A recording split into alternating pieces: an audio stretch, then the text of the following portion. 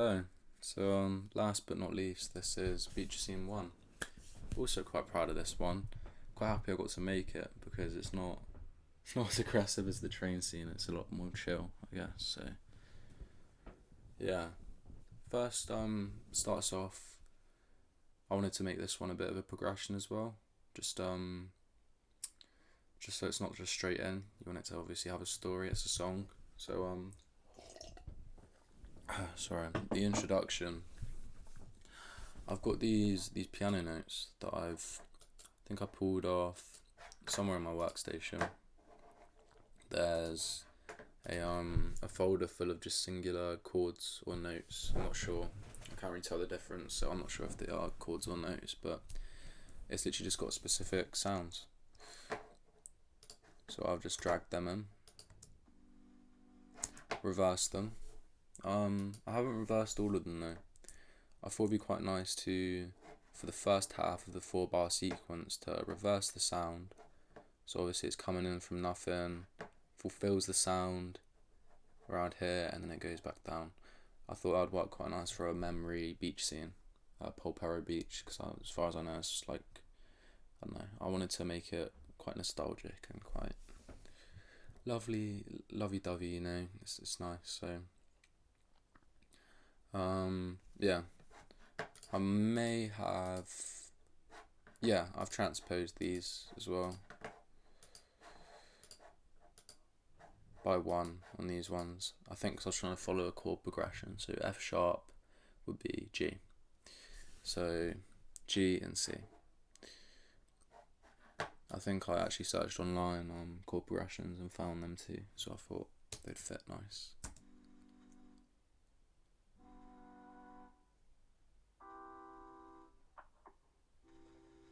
So here it is, just intermittently coming in on the introduction.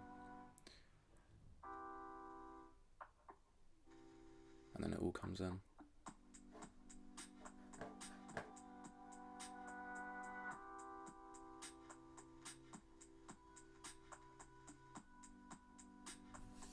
Okay, I'm going to enjoy explaining this one, I like this one. So to start off with, we have these two. They have identical audio effect chains because they are identical sounds. I'm guessing I just copy and pasted them with Command D, like that. So, sorry. So yeah, start off with compressor. Just light compression, just because they were a bit. Well, obviously the note progresses quite a lot.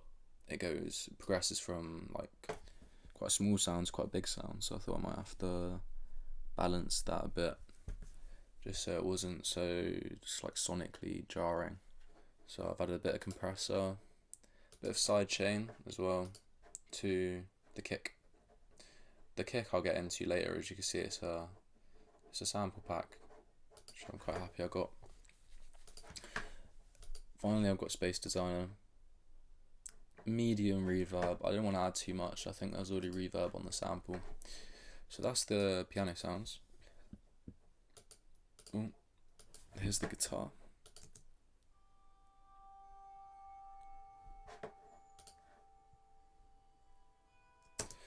Yeah, I've added quite a lot to that.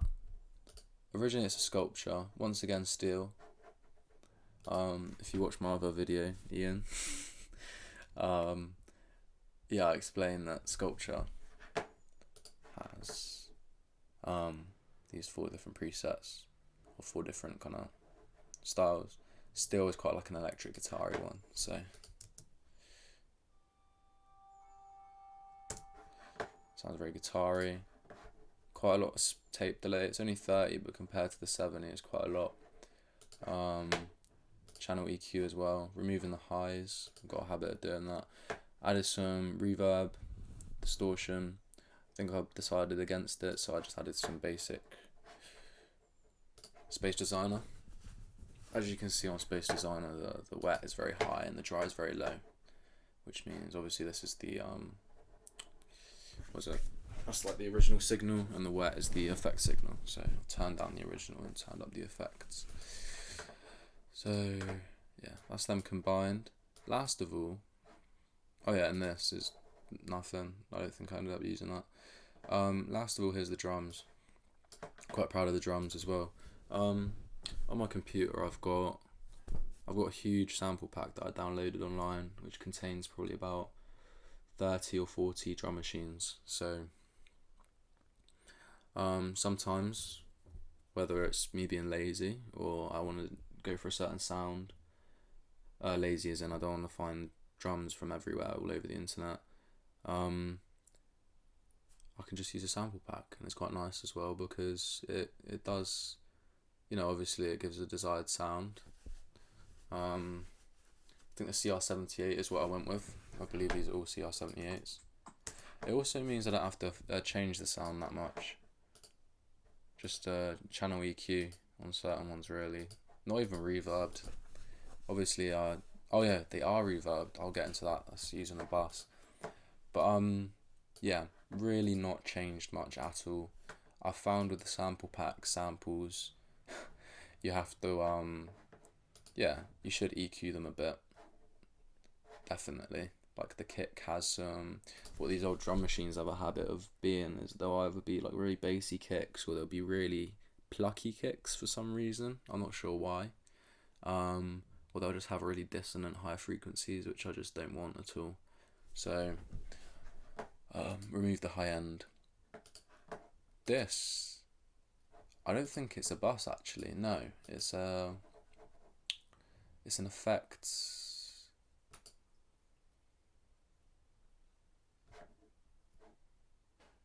Track header? I don't know what it's called. No, not a track header. Jack showed me what this is. It's a bit of an alternative to buses where you can create an almost folder. I think it's called a sum folder actually, yeah. Create a folder, you can drag and drop all your drums into that folder, and then instead of messing around with buses, which I figured out but I don't really like, I can just click on the main header and just apply reverb, which is what I've done. They all have the same reverb because once again they don't need to have different reverbs, they're very similar sounds.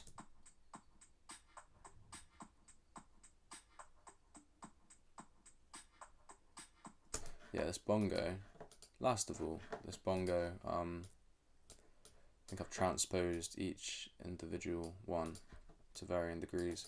These are all actually the same bongo sound, but I've decided to transpose because it's quite easy to do. Create a little melody with the drums, which is quite nice. That's it really. I hope I haven't over explained all of these, Ian, but yeah, I don't really know how much explaining I need to do, so I think that explains it pretty well. I like this one, Beach Scene 1. Yeah, that's a wrap. Alright, sweet.